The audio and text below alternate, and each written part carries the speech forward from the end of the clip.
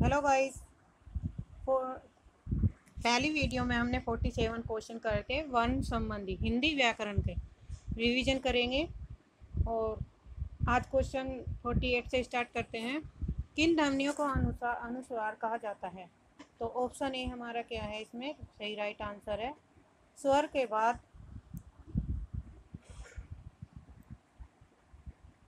के बाद में आने वाली नासिक ध्वनियों को। ऑप्शन ए 49 क्वेश्चन, ओ और औ किस प्रकार के वर्ण हैं? तो ये कंठोष्ठ्य के वर्ण माने जाते हैं, जो हम कंठ के द्वारा बोलते हैं जिन वर्णों को। क्वेश्चन नंबर 50, हिंदी वर्णमाला में कितने वर्ण होते हैं? तो हिंदी वर्णमाला में हमारे टोटल कितने हैं? 52, यानी कि 52 वर्ण है। क्वेश्चन नंबर 51, स्वर ध्वनि के प्रकार हैं? ऑप्शन डी तीनों। स्वर ध्वनि के 3 प्रकार तो है, दीर्घ, प्लुत और हर्ष। दीर्घ उन्हें कहते हैं जिन्हें बोलने में सबसे अधिक समय लगता है। हर्ष उन्हें कहते हैं जिनमें सबसे कम समय लगता है उच्चारण करने में। और प्लुत उन्हें कहते हैं जो दीर्घ और हर्ष से 3 गुना समय लगता है। क्वेश्चन नंबर 52, आधुनिक व्याकरण की दृष्टि में बै वर्ण का वैशिष्ट्य है? तो ऑप्शन बी हमारा इसमें आएगा सही राइट आंसर। द्योष्ट्य, स्पर्श, अल्पप्राण, घोष और निर्नुनासिक। क्वेश्चन नंबर 53, निम्न में से अर्धवत स्वर कहलाता है? तो ऑप्शन ए यह हमारा अर्धस्वर कहलाता है।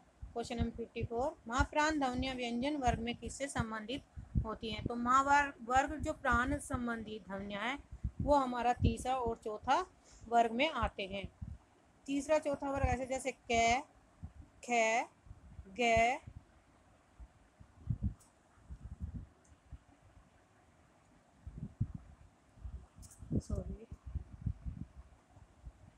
जैसे हमारा कै हो गया, ख हो गया, घ हो गया,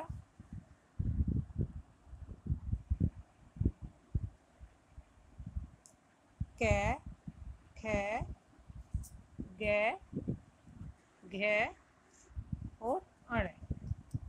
तो ये हमारा होगा, तो ये हमारा पहला, दूसरा, तीसरा और फोर्थ। तो जो भी हमारा होगा महाप्राण ध्वनियों में कौन सा होगा? दूसरा और चौथा, जिनमें बोलने में अधिक समय लगता है उन्हें हम प्राण ध्वनियाँ कहते हैं। तो कौन सा हुआ? दूसरा और चौथा। नेक्स्ट क्वेश्चन, भाषा की सार्थक लघुत्तम इकाई क्या है? तो ऑप्शन सी हमारा ध्वनि। इनमें से कौन सी व्यंजन अल्पप्राण है? ऑप्शन सी चैवर। इनमें से कौन सा वर्ण स्पर्श व्यंजन नहीं है?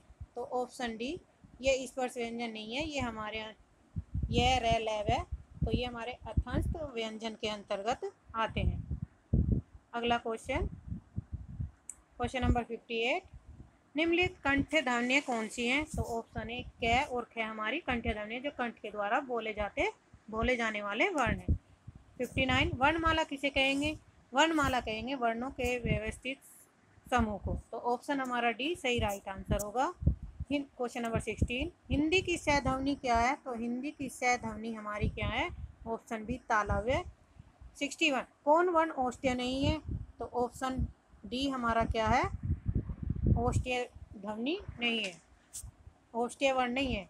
62, अल्पप्राण ध्वनियों का समूह कौन सा है? अल्पप्राण वे होते हैं जिन्हें हमें बोलने में कम समय लगता है।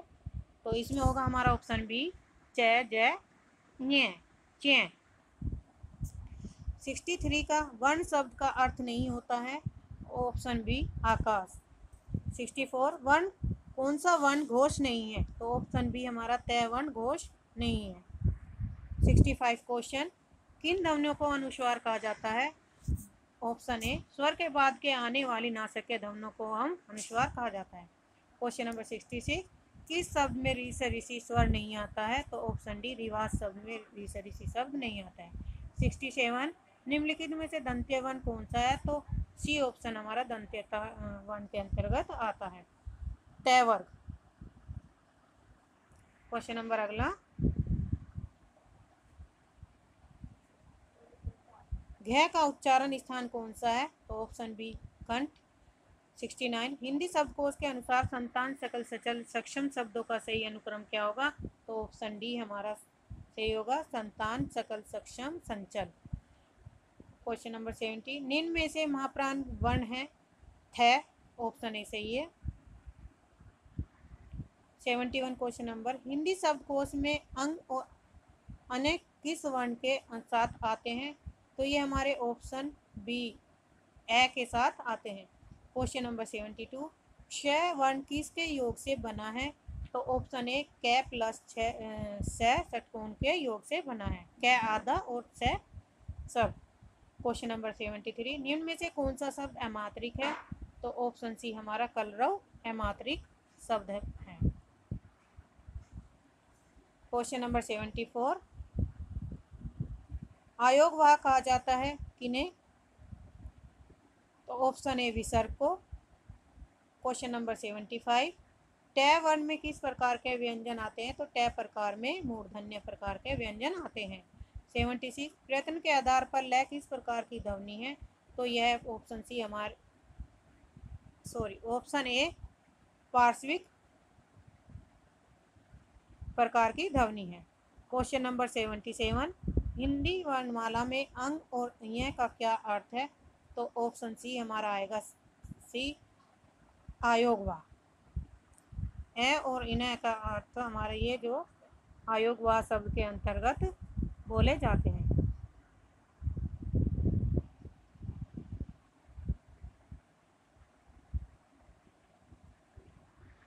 क्वेश्चन नंबर 78, निम्नलिखित व्यंजनों में कौन सा संयुक्त व्यंजन नहीं है?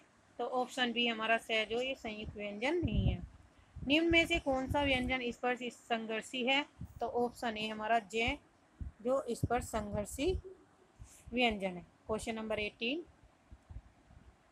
हिंदी वर्णमाला में व्यंजनों की संख्या कितनी होती है? तो ऑप्शन सी हमारा 33 होती है। 81, हिंदी शब्द में श का क्रम किस वर्ण के बाद आता है? तो ऑप्शन ए हमारा क वर्ण के बाद हमारा श का वर्ण क्रम आता है।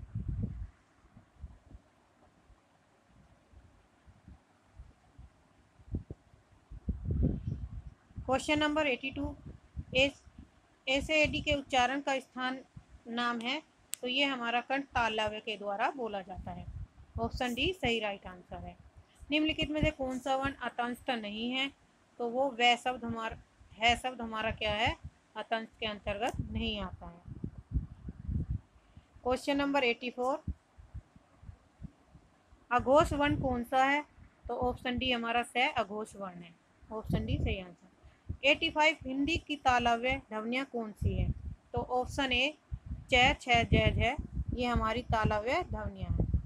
क्वेश्चन नंबर 86, कौन सी ध्वनि अल्पप्राण के अंतर्गत आती है? तो ऑप्शन डी हमारा स अल्पप्राण के अंतर्गत आते हैं।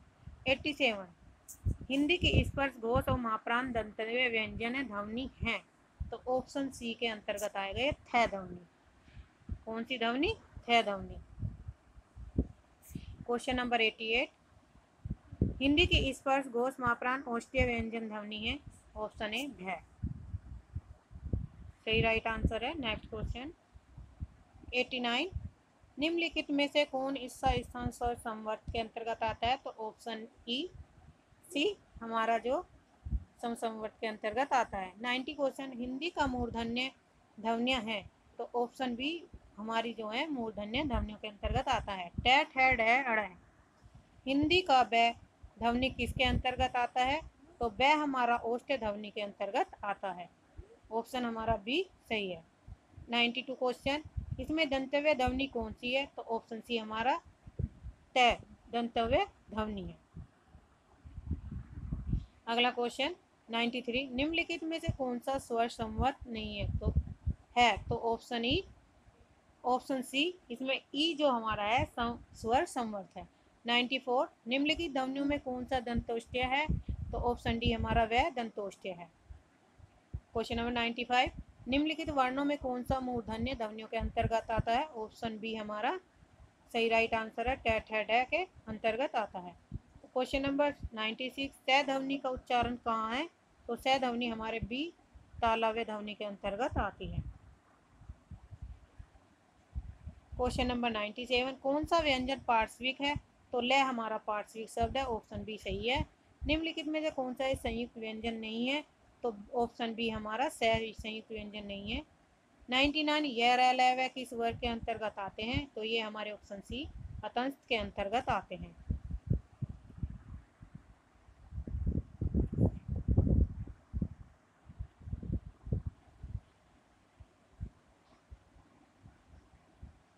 निम्नलिखित में से अर्ध स्वर कौन सा माना गया है? तो ऑप्शन ए हमारा अर्ध स्वर है, ऑप्शन ए सही है। 101 निम्न में से कौन सा संयुक्त व्यंजन नहीं है? तो इसमें संयुक्त व्यंजन हमारा डी नहीं है, ऑप्शन डी सही है। 102 निम्न में से कौन सा व्यंजन पार्श्विक है? तो ऑप्शन सी हमारा लय पार्श्विक व्यंजन है। अगला क्वेश्चन, क्वेश्चन नंबर 103, भाषा विज्ञान की दृष्टि से बड़ाऊ किस प्रकार स्वर है? तो ऑप्शन डी हमारा पद संयुक्त प्रकार का स्वर है। 104 वह का उच्चारण स्थान कहाँ से होता है? तो वह का उच्चारण स्थान दंतोष्ठ के माध्यम से होता है। 105 क्वेश्चन, कौन सी ध्वनि महाप्राण नहीं है? तो ऑप्शन सी हमारा जय जो है वो महाप्राण ध्वनि नहीं है। क्वेश्चन नंबर 106, किस वर्ग का उच्चारण स्थान कंठ तालु के माध्यम से होता है? तो ऑप्शन डी हमारा राइट आंसर होगा। ऐसे नक वाला जो है ये हमारा कंठ तालु के स्थान से उच्चारण संबंधित है। 107 निम्न में से कौन सा व्यंजन संघर्षी है? तो कौन सा व्यंजन संघर्षी है? तो है हमारा संघर्षी व्यंजन है, ऑप्शन सी सही आंसर। क्वेश्चन नंबर 108 निम्न में से कौन सा व्यंजन स्पर्श संघर्षी है? तो ऑप्शन ए जय हमारा स्पर्श संघर्षी है। क्वेश्चन नंबर 109 विसर्ग से बना शब्द कौन सा होता है? तो ऑप्शन बी हमारा निष्प्रय विसर्ग से बना शब्द है। तालव्य व्यंजन से संबंधित हमारे कौन कौन से? तो ऑप्शन बी हमारे तालव्य से संबंधित है, च छ जय झ, ऑप्शन बी सही है। कौन वर्ण घोष नहीं है? तो ऑप्शन सी हमारा घोष वर्ण नहीं है, तय। किस शब्द में री सरिसी स्वर नहीं आता है? तो ऑप्शन डी में आज में स्वर्ण री सरिसी नहीं आता है।